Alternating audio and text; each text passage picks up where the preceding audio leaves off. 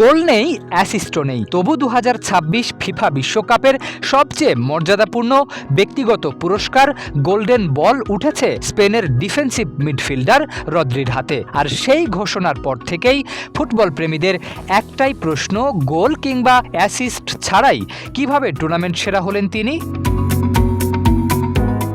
এর উত্তর লুকিয়ে আছে রদ্রির খেলার ধরনেই। একজন ডিফেন্সিভ মিডফিল্ডার হিসেবে তার কাজ শুধু গোল করা নয়, বরং পুরো দলের খেলার ছন্দ নিয়ন্ত্রণ করা, রক্ষণ আর আক্রমণের মধ্যে সেতুবন্ধন তৈরি করা, প্রতিপক্ষের আক্রমণ মাঝমাঠেই থামিয়ে দেওয়া এবং বলের দখল ধরে রেখে ম্যাচের গতি নিজের দলের পক্ষে নিয়ে আসাই ছিল তার মূল দায়িত্ব। পুরো বিশ্বকাপে সেই দায়িত্ব নিখুঁতভাবেই পালন করেছেন স্পেনের এই মিডফিল্ডার।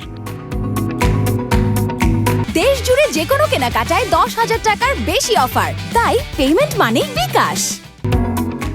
স্পেনের মাঝমাঠের প্রাণ ছিলেন রদ্রি। তার উপস্থিতিতে প্রতিটি ম্যাচে ছিল ভারসাম্য, শৃঙ্খলা আর আত্মবিশ্বাস। দ্রুত ও নিখুঁত পাস, বল পুনরুদ্ধারের দক্ষতা এবং প্রতিপক্ষের আক্রমণ নষ্ট করার ক্ষমতায় তিনি ছিলেন অনন্য।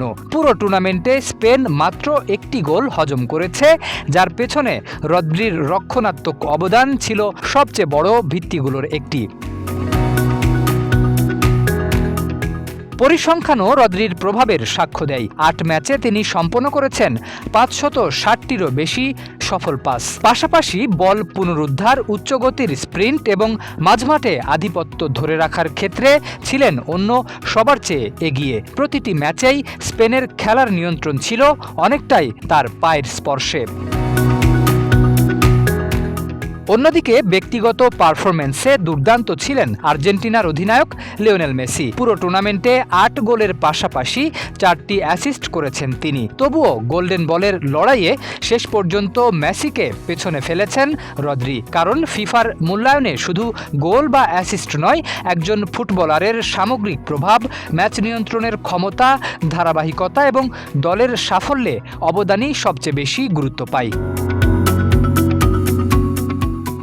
রদ্রি প্রমাণ করেছেন ফুটবল শুধু গোলদাতাদের খেলা নয়, মাঝমাঠের নীরব নেতৃত্ব, নিখুঁত পজিশনিং, খেলার গতি নিয়ন্ত্রণ আর পুরো দলকে একজন খেলোয়াড়কে সেরার আসনে বসাতে পারে। আর সেই কারণেই 2026 বিশ্বকাপের গোল্ডেন বলের সবচেয়ে যোগ্য দাবিদার হিসেবে ইতিহাসে নিজের নাম লিখেছেন স্পেনের এই মিডফিল্ডার। শরীফ উদ্দিন, ইত্তেফাক নিউজ।